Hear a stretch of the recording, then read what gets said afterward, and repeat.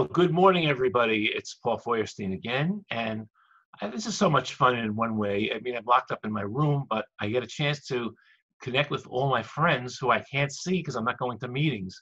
And one of my really dearest friends is Rita Zamora. Rita, how are you? Hello, I'm doing great. I'm grateful to say I'm doing well. Well, that's a good start for things.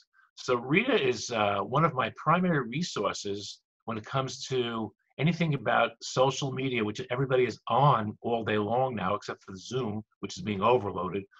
And Rita's been giving me advice for my own self and for friends of mine and for the whole dental industry, to be honest with you, on how to stay connected with your patients, how to make sure they're connected. As a matter of fact, she has six words I'd like to mention to you. It's called Get Found, Get Liked, and Get Patience. And what is that, Rita? That is, I happen to have a copy right here. Making the most of social media. That's the title of my book. So she has a great resource, which will probably, you'll see why you want this book, and you can actually get. I saw the reason I mentioned it is I happened to be on Amazon by mistake, and I typed in your name. I was searching for something, your name popped up on Amazon. I went, "Oh my God, a book is on Amazon!" So anyway, Rita, we're all stuck at home. Our practices are pretty much shut down for the most part, and for starters, using this whole internet workflow, how do we keep our relationships going with our patients now, and how are we going to do this as we come out of this, and what should we be doing? What should we be doing? Yeah, so I mean, it's been a great time to reach patients and establish relationships and grow relationships on social media for a long time now, as you know. But in the last few weeks, in particular, we just got some new statistics recently that say Facebook usage is up 30% in the last few weeks. And so there's dentists that are reaching out to me that have avoided social media for years that are saying, okay, we feel like now we have no choice. We need to get started on it. It's just a great opportunity for you to keep your name and face in front of your patients. Your patients want to know that you're going to be there for them when they need to get back in for their hygiene maintenance, when they need to get in for whatever other dental treatment was unfinished or needs to be done. And so they want to know that you're going to be there for them. And social media is an easy way to keep in touch. Well, what sort of content should we be putting up now? Should it be personal, like I'm stuck in my house like you are, type of a thing, or should it be promotional to the practice? We're available for emergencies. I mean, I don't even know where to go with specifically, as you mentioned, Facebook or some of the other processes out there. Yeah, so those are all great ideas. I mean, first and foremost, we want to make sure that your patients know what the status of your practice is. And so just letting them know if you are open for emergencies, how they can get in touch with you, maybe what constitutes an emergency, what the process is going to be for them when they come into the practice, that sort of thing.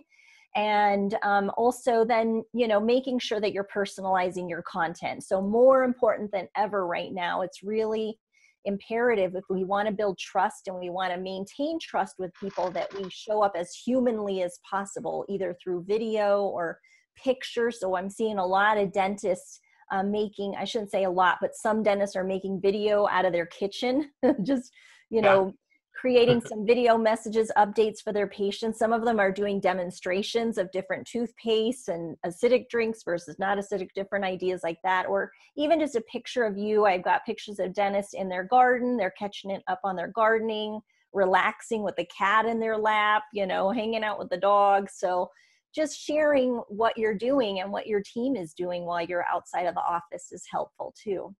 Which platforms? I mean, we've talked Facebook. Which platforms seem to be the best reach for your patients and potential new patients? Yeah, the biggest one has been and continues to be Facebook, of course, and then Facebook owns Instagram, and that's the next biggest platform. So definitely for every practice, it should be Facebook and Instagram. And then if you're a specialist, there's some good opportunities on LinkedIn. And then for some of the other like pediatric practices and orthodontists, they're also exploring opportunities with TikTok right now. I'm seeing a lot of dancing dentists right now online. So that humanizes everybody. Yes. So now Instagram specifically, I think if I understand you have to have an image for Instagram. Is that correct? Mhm.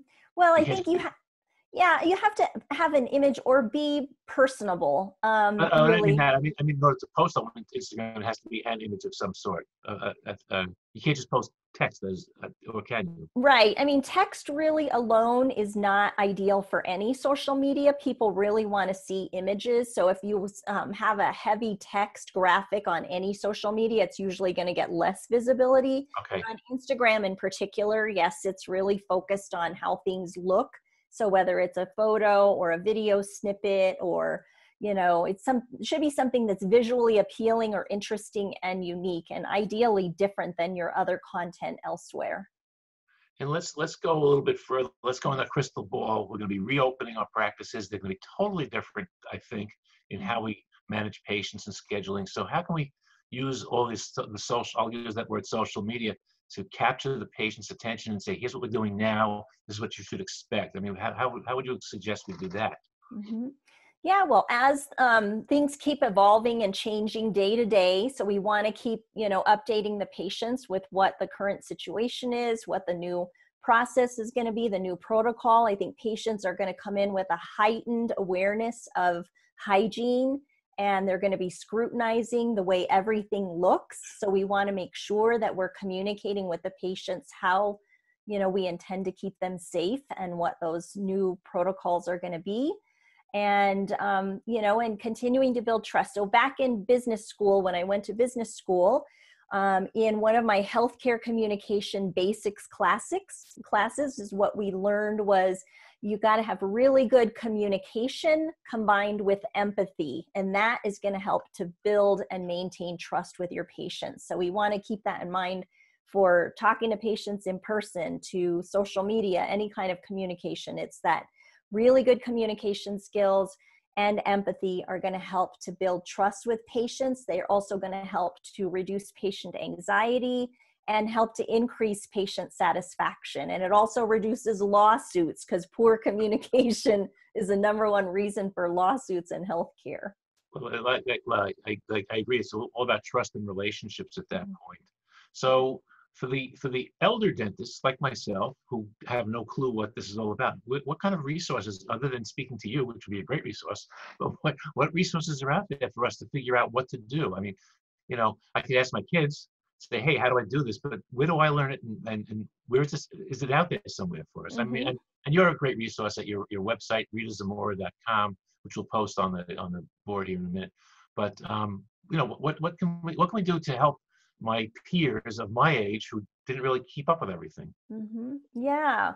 Well, definitely there's a lot more resources today. I've been now teaching about social media for dentistry for a decade. I know. It's been about 10 years. And so there's all sorts of information online on my blog. I've got links I'll share with you for lots of different webinars I've been doing lately. I'll roll out some other tutorials and other programs, but there's also lots of great resources now in dentistry. I've even you know, done some webinars for Colgate. And so, I mean, they're everywhere. I'm happy to share those resources and links with you wherever it's convenient for people to get those. So the easiest way for people to get in touch with you would be at your website, Rita Zamora. Let's spell that out.